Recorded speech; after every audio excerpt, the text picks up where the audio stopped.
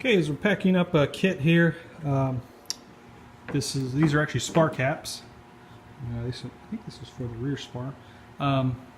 Anyway, just kind of show you real quick what you can kind of expect to see in one of our kits.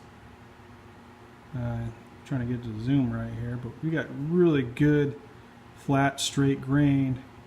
If I was to count one of these, 1, 2, 3, 4, 5, 6, 7, 8, 9, 10, 11, maybe 12 grain lines over 5/8 of an inch, or actually that's 3/4 of an inch.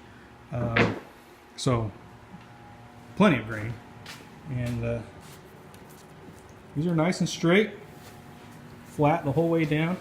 So this is great spar material. And these pieces, this is for a Cloudster. These spar caps are 168 inches long, 14 feet. And you know, they seem all nice and wobbly now, but you know, you build them up into a spar and you got something significant. So anyway, just to give you an idea of what to expect, what you should look for good spar cap material.